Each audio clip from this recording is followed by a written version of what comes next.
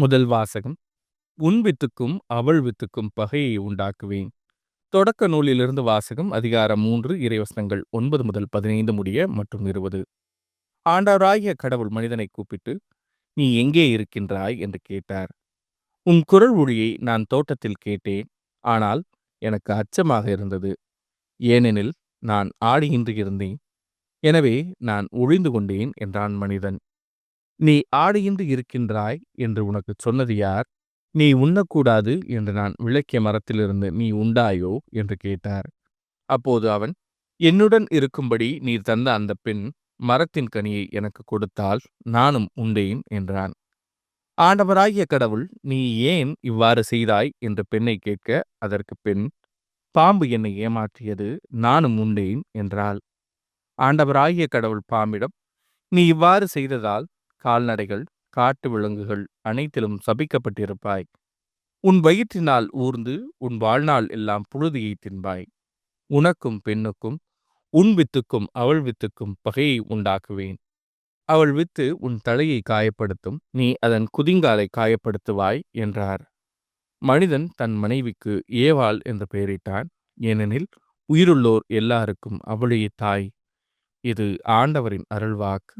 இறைவா, உமக்கு நன்றி. பதிலுரை பாடல். ஆண்டவருக்கு புதியதொரு பாடல் பாடுங்கள். ஆண்டவருக்கு புதியதொரு பாடல் பாடுங்கள், ஏனெனில் அவர் வியத்தகு செயல்கள் புரிந்துள்ளார். அவருடைய வழக்கரமும் புனிதமிகு புயமும் அவருக்கு வெற்றியை அளித்துள்ளன. ஆண்டவருக்கு புதியதொரு பாடல் பாடுங்கள். ஆண்டவர் தம் மீட்பை அறிவித்தார். பிற இனத்தார் கண்முன்னே தம் நீதியை வெளிப்படுத்தினார். இஸ்ரேல் வீட்டாருக்கு வாக்களிக்கப்பட்ட தமது பேரன்பையும் உறுதிமொழியையும் அவர் நினைவு கூர்ந்தார். ஆண்டவருக்கு புதியதொரு பாடல் பாடுங்கள். உலகெங்கும் உள்ள அனைவரும் நம் கடவுள் அருளிய விடுதலையை கண்டனர். உலகெங்கும் வாழ்வோரே அனைவரும் ஆண்டவரை ஆர்ப்பரித்து பாடுங்கள். மகிழ்ச்சியுடன் ஆர்ப்பரித்து புகழ்ந்தேத்துங்கள். ஆண்டவருக்கு புதியதொரு பாடல் பாடுங்கள். இரண்டாம் வாசகம். உலகம் தோன்றுவதற்கு முன்பே கடவுள் நம்மை கிறிஸ்து வழியாக தேர்ந்தெடுத்தார்.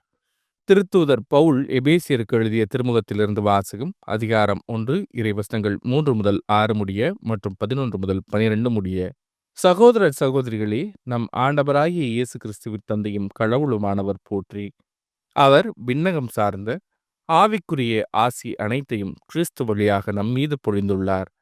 நாம் தூயோராகவும் மாசற்றோராகவும் தம் திருமுன் விளங்கும்படி உலகம் தோன்றுவதற்கு முன்பே கடவுள் நம்மை கிறிஸ்து வழியாக தேர்ந்தெடுத்தார். அவர் நம்மை இயேசு கிறிஸ்துவின் மூலம் தமக்கு சொந்தமான பிள்ளைகளாக்கிக் கொள்ள அன்பினால் முன்குறித்து வைத்தார். இதுவே அவரது விருப்பம், இதுவே அவரது திருவுளம். இவ்வாறு தம் அன்பார்ந்த மகன் வழியாக நம் மீது ஒப்புயர்வற்ற அருளை பொழிந்தருளியதால் அவரது புகழை பாடுகிறோம். கடவுள் தமது திருவுளத்தின் திட்டத்தின்படி அனைத்தையும் செயல்படுத்தி வருகிறார்.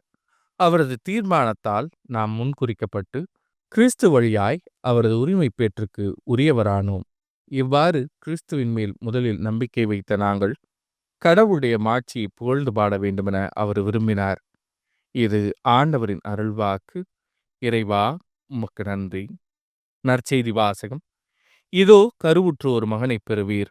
லூக்கா எழுதிய தூய நற்செய்தியிலிருந்து வாசகம். அதிகாரம் 1 இறைவசனங்கள் 26 முதல் 38 முடிய. 6ஆம் மாதத்தில் கபிரியேல் என்னும் வானதூதரை கடவுள் கலிலேயாவில் உள்ள நாசரேத்து என்னும் ஊரிலிருந்த ஒரு கன்னியிடம் அனுப்பினார். அவர் தாவீது குடும்பத்தினராகிய யோசேப்பு என்னும் பெயருடைய ஒருவருக்கு மன ஒப்பந்தமானவர். அவர் பெயர் மரியா. வானதூதர் மரியாவுக்கு தோன்றி, அருள்மிக பெற்றவரே வாழ்க, ஆண்டவர் உம்மோடு இருக்கிறார் என்றார். இவ்வார்த்தைகளை கேட்டு அவர் கலங்கி, இந்த வாழ்த்து எத்தகையதோ என்று எண்ணிக்கொண்டிருந்தார். வானதூதர் அவரை பார்த்து, மரியா, அஞ்ச வேண்டாம், கடவுளின் அருளை கண்டடைந்துள்ளீர். இதோ கருவுற்று ஒரு மகனை பெறுவீர். அவருக்கு இயேசு என்னும் பெயரிடுவீர். அவர் பெரியவராயிருப்பார். உன்னத கடவுளின் மகன் எனப்படுவார். அவருடைய தந்தை தாவீதின் அரியணையை ஆண்டவராகிய கடவுள் அவருக்கு அளிப்பார். அவர் யாக்கோபின் குடும்பத்தின் மீது என்றென்றும் ஆட்சி செலுத்துவார். அவருடைய ஆட்சிக்கு முடிவே இராது என்றார்.